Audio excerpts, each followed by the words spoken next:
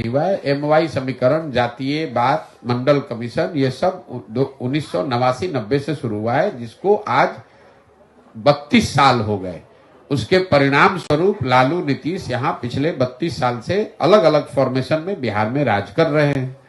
लेकिन हमने पूरे समाज ने ये देखा या देख रहे हैं हम लोग कि इन सारे प्रयोगों के बावजूद, सामाजिक न्याय के नारे के बाद, एमवाई समीकरण के बाद, सामाजिक विषमता के नाम पर राजनीति करने के बाद भी 1990 में भी देश का सबसे गरीब और पिछड़ा राज्य बिहार था और 2023 में भी देश का सबसे गरीब और पिछड़ा राज्य बिहार है।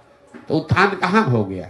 ये उत्थान तो नेताओं का हुआ है, उस विचारधारा का झंडा लेकर चलने वालों का हुआ है। समाज का उत्थान तो हुआ नहीं है। मैं तो अपने भाषणों में जो कहता हूं उसको सुनिए कि मैं शुरुआत ही इस बात से करता हूं कि आप इस पर क्यों अपना समय और दिमाग व्यर्थ जाया कर रहे हैं कि बिहार की स्थिति क्यों खराब है। किसने खराब की? लालू ने की कि नीतीश ने की कि कांग्रेस ने की? मैं ये कहता हूं कि जिस नेता ने, जिस दल ने जो काम किया सबको सही मानिए कि 40 वर्ष कांग्रेस ने बड़ा अच्छा काम किया। ये मान लीजिए कि लालू जी ने सामाजिक न्याय का काम यहां कर दिया, गरीबों को, वंचितों को आवाज दे दिया, अधिकार दे दिया। ये भी मान लीजिए कि भाजपा नीतीश की सरकार ने सड़क बिजली में कुछ सुधार कर दिया।